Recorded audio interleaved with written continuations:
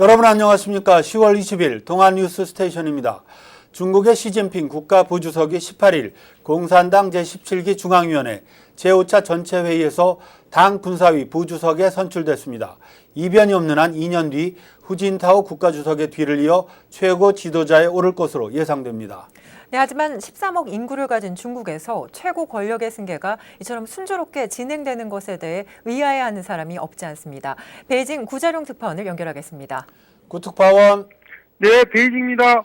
먼저 시 부주석의 군사위 부주석 선출 소식부터 전해주시죠. 중국 공산당은 지난 15일부터 18일까지 베이징 징시 호텔에서 17기 5중전회를 열고 시진핑 부주석을 군사위 부주석으로 선출했습니다. 과거 장쩌민 주석과 후진타오 주석도 모두 군사위 부주석에 발탁된 후 최고 지도자에 올랐습니다.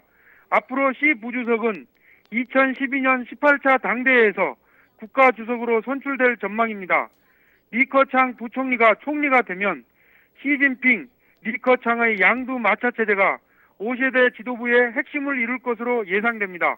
네, 지난해 17기 4중전 때도 시 부주석이 선출될 것으로 알려졌지만 1년이 지나 확정이 됐는데요. 시 부주석의 군사위 부주석 등극 과정에 우여곡절은 없었습니까? 이번에 시 부주석을 선출한 17기 5중전은 중국 13억 인구와 7,800여만 명의 중국 공산당 당원을 대표하는 공산당 중앙위원회 중앙위원 202명과 후보위원 163명이 참가해 진행됐습니다. 중국 공산당은 마지막 결과만 발표할 뿐 의사 결정 과정에서 드러나는 갈등과 말차알 등은 일체 공개하지 않습니다. 내부적으로는 격렬한 논쟁을 벌여도 결론이 내려지면 당의 이름으로 발표되고 모두가 그에 따르는 것을 원칙으로 하고 있습니다.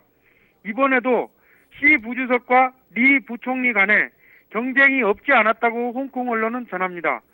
두 사람은 출신이 약간 다릅니다. 시 부주석은 공신원로의 자제인 태자당 출신이자 장쩌민 전 주석을 중심으로 한 상하이방으로 분류됩니다. 반면 리 부총리는 후주석 계열인 공청단 출신입니다. 따라서 군사위 부주석 자리가 1년 전에 결정되지 못하고 올해로 미뤄진 것도 두 사람 간 경쟁이 끝나지 않았기 때문이라는 분석이 있었습니다. 하지만 이제는 누구도 그 과정을 묻지 않고 결과에 따라 축하를 보내고 있습니다. 네, 최근 중국에서 권력 승계가 비교적 순조롭게 이루어지는 배경은 무엇라고 보십니까?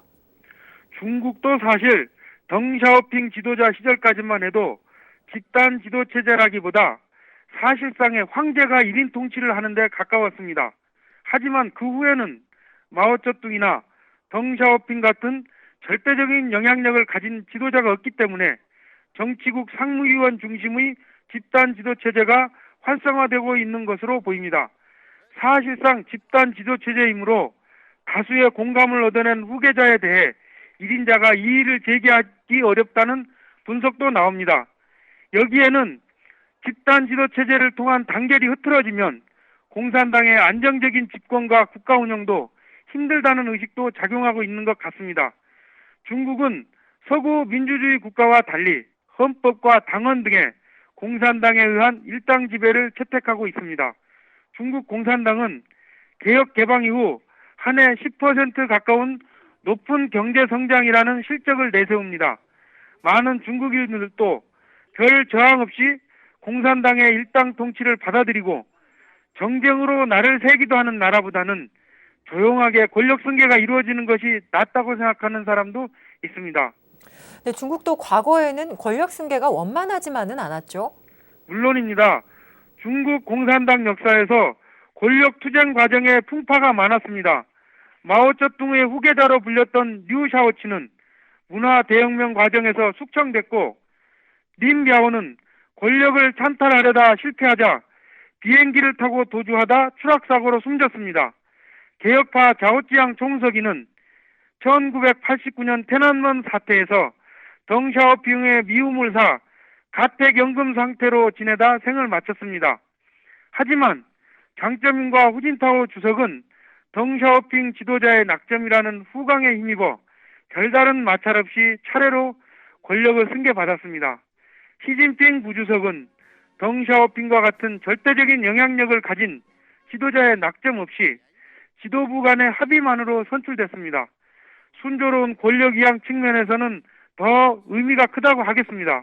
네, 하지만 최근 중국에서도 정치개혁 목소리가 나오고 올해 노벨상 수상자 류 샤오보를 지지하는 사람들은 공산당 일당 지배를 반대하기도 했죠.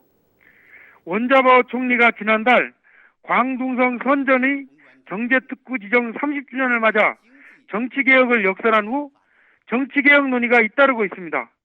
루 샤오보가 2008년 기초에 발표된 08 헌장은 공산당의 일당 지배가 끝나야 한다고 주장하고 있습니다. 중국도 점차 전환기를 맞고 있는 것으로 보입니다. 공산당 내부의 폐쇄된 구조에서 권력이 승계되는 과정이 언제까지 진행될지는 지켜봐야 할 것 같습니다. 지금까지 베이징에서 전해드렸습니다.